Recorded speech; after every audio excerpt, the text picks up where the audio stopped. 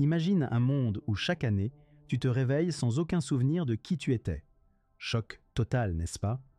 Tu te lèves, tu ne reconnais pas ton propre reflet. Et pourtant, il faut continuer.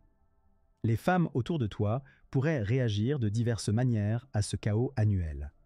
Certaines pourraient choisir de rebondir avec une élégance surprenante, ravies de réécrire leur histoire. D'autres, peut-être ta partenaire, pourraient ressentir une frustration intense face à la nécessité de reconstruire des relations authentiques à chaque réveil. Imagine le quotidien chamboulé, les anniversaires oubliés, les objectifs personnels éternellement reportés. Et pourtant, malgré le vide de la mémoire, ton instinct de survie te pousse à réadapter tes rêves et ambitions. Est-ce une malédiction ou une chance de repartir à zéro chaque année? À toi de choisir la façon dont tu affrontes ce cycle impitoyable, mais fascinant. Imaginez, chaque année, les citoyens se réveillent avec un café et une nouvelle identité à reconstruire. Vous pourriez penser que cela forme un chaos inévitable, mais en réalité, chaque région du pays développe sa propre manière de s'adapter. Certaines villes, comme Paris, reconvertissent le sentiment de désorientation en un festival, célébrant le jour de l'innocence pour adoucir le choc collectif. Dans les campagnes, par contre, on trouve des systèmes de mentorat où les anciens aident les nouveaux amnésiques à redémarrer. Les infrastructures se présentent alors comme des alliés précieuses, n'est-ce pas?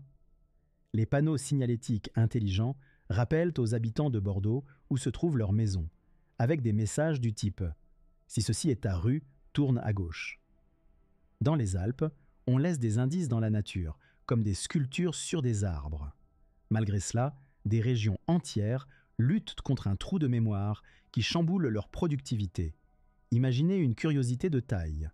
Les vignobles de Bourgogne qui ont oublié l'art de la fermentation du raisin. Heureusement, les résidents se rappellent collectivement à temps pour éviter une année sans millésime.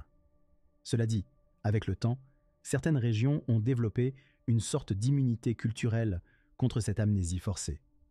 Par exemple, les gens de Bretagne, connus pour leur entêtement légendaire, parviennent à reconstruire leur histoire plus vite chaque année. Si le défi reste immense, on observe l'émergence d'un nouveau folklore, où chaque communauté tire de la force de son patrimoine. Vous voyez comment ces amnésies régionales façonnent un territoire.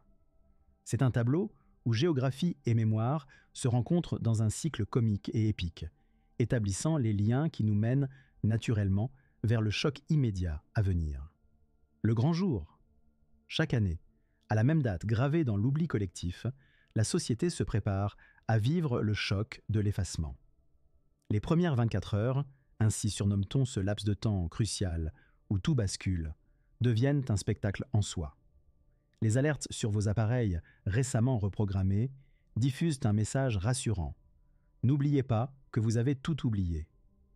Imaginez l'agitation dans les aéroports, avec des voyageurs cherchant à comprendre s'ils résident à Paris ou à Pékin.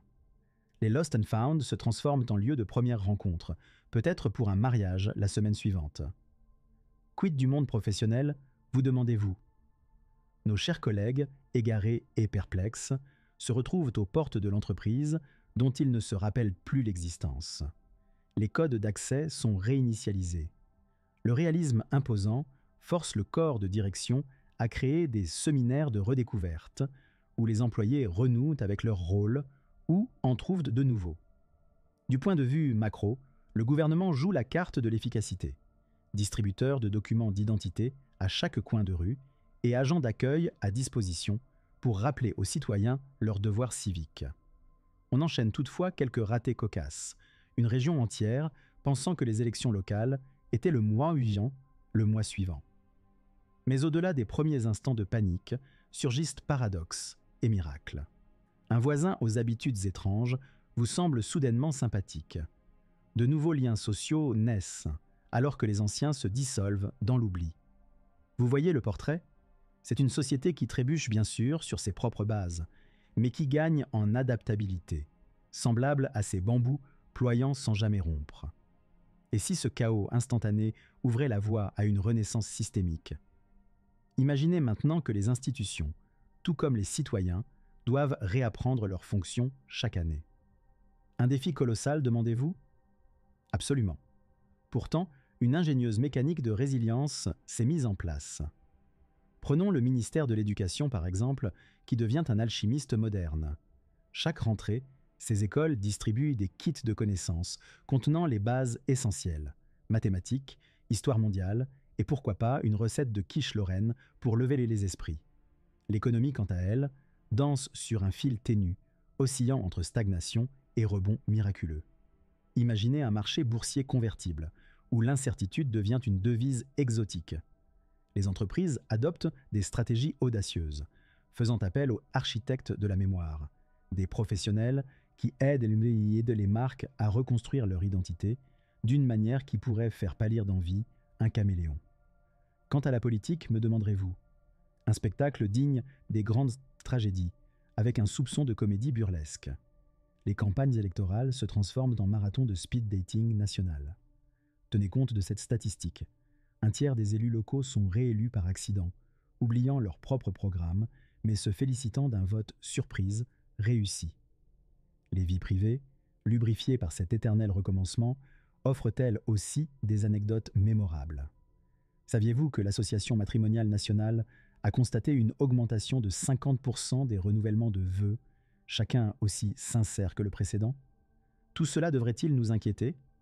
Ou bien est-ce une douce anarchie où l'on apprend collectivement à apprécier les erreurs et à improviser avec zèle?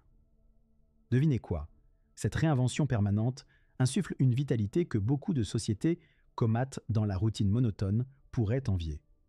Imaginez les leçons apprises à travers ces chaos organisés. Toutefois, peut-être y a-t-il plus à creuser. Une renaissance collective, pourrait-on dire. Imaginez, chaque année, au jour fatidique du grand reboot, une nation entière se relève de l'amnésie pour découvrir un territoire de possibilités inédites. Vous vous demandez peut-être, comment se reconstruit-on après un tel chaos?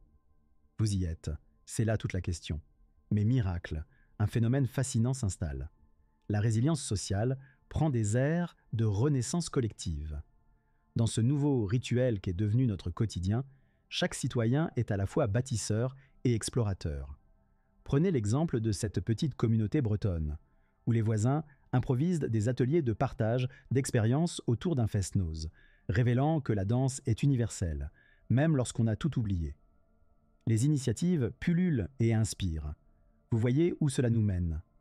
Voilà que la musique traditionnelle fusionne avec de nouvelles sonorités, créant une symphonie d'innovation culturelle. Nationalement, des ponts se forgent entre générations. Les nouveaux sages, ces enfants au regard neuf, inspirent de leurs aînés par leur insouciance pragmatique. Imaginez ce grand-père, redécouvrant sa passion pour le surf après avoir vu cela. Avec l'éloquence d'un conteur gaélique, il raconte sa renaissance sportive aux marchés locaux, attirant des foules avides de nouveautés. Du point de vue macro, la société elle-même devient une mosaïque d'opportunités. Les statistiques révélatrices montrent une hausse de 30% dans les innovations sociales chaque juin, exact, juste après le grand reboot. Vous y croyez? C'est véridique. Se pourrait-il que cette amnésie généralisée soit le catalyseur d'un progrès collectif flamboyant? Ainsi, nous avançons, chancelants mais inventifs, renforçant un lien social renouvelé par cette tabula rasa annuelle. Chaque année est en fait une chance de réécrire l'histoire, de réimaginer rien de moins que la vie elle-même. Peut-on espérer plus qu'une féerie d'inventivité inattendue? Allez savoir, le meilleur reste peut-être à venir. Si vous pensiez que le grand reboot était le clou final de cette saga annuelle, détrompez-vous. Imaginez que quelques mois après ce point zéro collectif, émergent des défis auxquels personne n'avait encore réfléchi. Vous voyez ce tableau saisissant où le monde entier découvre soudainement que le concept de mémoire n'est plus qu'un souvenir perdu?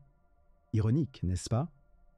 En septembre, le regain d'énergie collective pousse les villes à lancer ce que nous appellerons les Jeux de la Renaissance. Inspirés, peut-être, des Olympiades classiques, ces événements fusionnent sport, art et reconstitution historique. Chaque quartier rivalise pour recréer une scène mémorable, souvent mal interprétée, mais toujours divertissante, de l'année révolue. Un grand-père, déguisé en astronaute, lançant des crayons plutôt que des fusées. absolument crédible dans cette nouvelle ère d'interprétation libre. Mais ne perdez pas de vue le niveau macro. En novembre, des statistiques étonnantes émergent. 40% des citoyens développent une nouvelle compétence chaque année. Imaginez une société entière où se réinventer devient la norme. Réaliser finalement un rêve de carrière grâce à cet élan renouvelé, presque banal, dirait-on. Du côté micro, il existe des anecdotes aussi poignantes que déroutantes. Une mère redécouvre par hasard sa passion pour la sculpture, en façonnant un énigmatique bonhomme de neige dans son jardin. Une scène culminative de joie hivernale où une famille entière vient s'émerveiller. L'humour noir tire les ficelles de cet instant magique. Le destin imprévisible de l'oubli trouve une voie toute nouvelle, se glissant dans les crevasses givrées de l'hiver. Alors, en décembre, à l'aube d'un nouveau cycle, nous glissons doucement vers l'espoir et l'effervescence, prêts à accueillir une nouvelle année de découverte. Prêts à reprendre ce que nous avons appris, pour le perdre et le regagner encore. Aux joies du recommencement infini. Et voilà, c'est à toi de jouer, mon pote. Maintenant que tu es plongé dans ce monde d'oubli et de renaissance, pose-toi cette question. Si tu devais tout recommencer demain, que choisirais-tu de reconstruire en premier?